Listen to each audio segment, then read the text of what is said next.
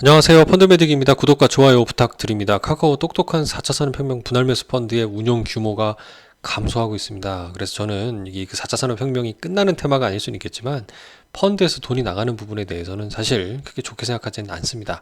비중을 조금 축소해 보시면서 현금 비중을 좀 늘려놓고 조금은 리스크에 대비하는 그런 전략도 필요하지 않을까라는 말씀을 드려보고 싶습니다. 물론 한간에 골디락스를 얘기하면서 더 좋아진다는 얘기도 많이 하고 계시지만 그래도 일단 그동안에 마음고생이 심하셨던 분들 입장에서는 회복이 그래도 많이 되었기 때문에 어느 정도는 지금 비중을 축소해보자라는 뜻으로 이해해 주시면 좋겠고요.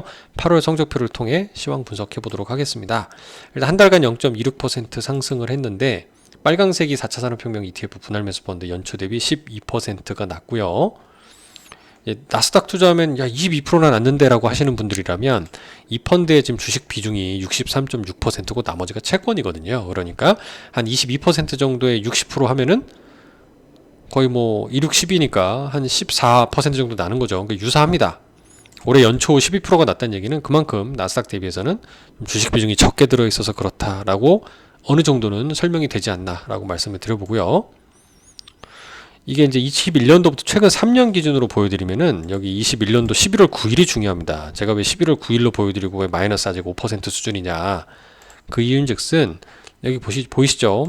파란색 이 직전 고점입니다. 빨강색 우리 펀드의 가장 높은 기준가 고점에 물리신 분들 기준으로 속상한데 많이 올라왔죠. 23년도 이럴 때는 정말 마음고생 심하셨을 건데 급반등하면서 좀 많이 올라오긴 했어요. 근데 하지만 이때가 11월 9일이었는데 그래도 아직은 한 마이너스 5% 정확히 한 6.2% 정도 마이너스니까 아직 전고점 회복 전이라는 점입니다.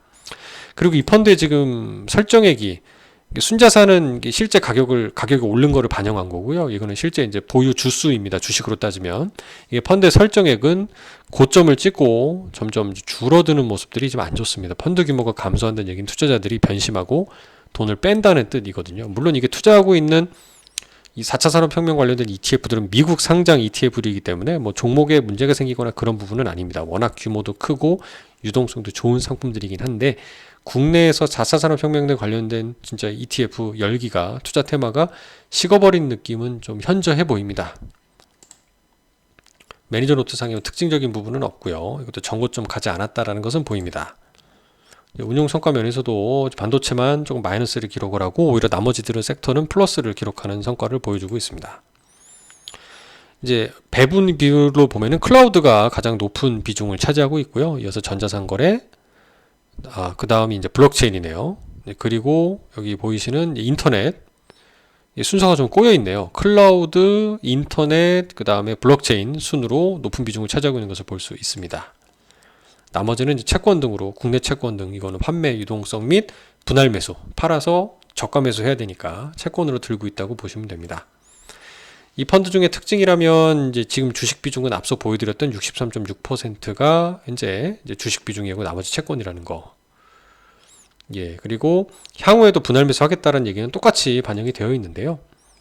일단 이제 미국 증시 강세장에 대해서 추가 상승 가능성도 엇갈린 전망을 한다라는 뉴스를 좀 볼 필요가 있습니다. 일단은 이제 미국 증시가 주로 대선이 있었던 해에는 이제 변동성을 많이 보였다는 거죠. 누가 될지 모르기 때문에 굉장히 증시가 등락을 경험한다는 뜻인데요. 근데 일단 여기 CNBC라는 언론사에 따르면 카슨 그룹이 얘기하기를 과거 강세장 기록을 분석해 봤더니 미국 증시가 추가로 상승할 것 같대요. 근데 반면에 나쁘게 말하는 분들은 중동 지역의 긴장 고조가 되고 있고 금리 상승 우려가 주식시장에 부정적 영향을 미칠 거라고 보고 있다는 거죠. 일단 카슨 그룹의 긍정적으로 보시는 분들 입장에선 현재의 강세장은 평균적으로 역사적으로 5년 이상 지속되는데 지금은 2년째니까 더 갈 거다.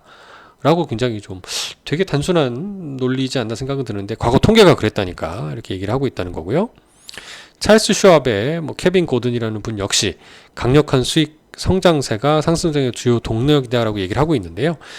이거 외에도 저 개인적으로는 미국이 그 글로벌에 있는 생산 기지들을 자국 내로 보조금 주면서 엄청 땡겨왔잖아요. 우리나라 반도체를 비롯해서 이런 것들이 미국의 GDP 생산이라든가 어떤 기업들 입장에서 이 이익을 좀 강화시켜주지 않을까라는 생각도 듭니다. 좀 부러운데요. 내수도 좀 탄탄하게 해줄 수 있고요. 그래서 관건은 이제 환율 부분인데 그런 면에서는 앞서 미국 부채 문제도 있고 달러가 강세 대비 약세로 좀 돌았을 때 수출 경쟁력도 생기고 뭐 트럼프도 일관적으로 얘기하는 그런 부분이라서 어떻게 될지 모르겠다라는 생각이 듭니다. 그래서 꼭 나쁜 거냐? 라고 보기에는 좀 골디락스가 되는 거 아니냐는 생각도 있습니다. 달러가 살짝 약세로 간다는 얘기는 우리를 비롯한 그 상대 통화들에 있어서는 좀 소폭 강세이기 때문에 좀 괜찮은 부분이거든요. 우리도 상대적으로 또 수입 물가도 낮아질 수 있고요. 근데 반면 비관적인 입장을 보이는 분들에서는 이렇게 얘기를 하는 거죠. 이번 강세장은 한 6개월 이내 짧게 끝날 수 있다라고도 얘기하는 겁니다. 10월 9일 날의 뉴스인데 그 이유인 즉슨 새 대통령이 들어오면 국가 부채 문제, 이제 셧다운 얘기 다시 또 얘기할 거고 채권 시장 입장에서는 발행이 계속 늘어나는 그래서 적자 지속 이런 부채 가능성에 의문을 제기할 것이라 국채 금리가 크게 오를 거다. 수요 대비 공급이 늘어나면 채권 값이 떨어지니까 채권 가격은 반대로 금리가 올라간다는 얘기죠. 그래서 이건 주식시장에 역풍이 된다라고 얘기하는데요. 누가 맞을지는 모르겠습니다. 근데 어쨌든 뭐 증시 이후에 저는 좀 안정된다는데 한 표를 더 주고 싶은 생각은 듭니다. 이게 채권의 경우는 금리가 오르내림을 반복하긴 하지만 경기 자체가 뭐 불같이 타오르기에는 미국 외에는 나머지 근鄰국들은 조금 더 말라가는 뭐 중국을 비롯해서 좋은 상황은 아니기 때문에 이런 상황에서 뭐 강력한 강세장이 온다기보다는 뭐 채권의 어느 정도 좀 변동성을 좀 잡아주면서 안정적인 상황으로 갔으면 하는 바람입니다. 감사합니다.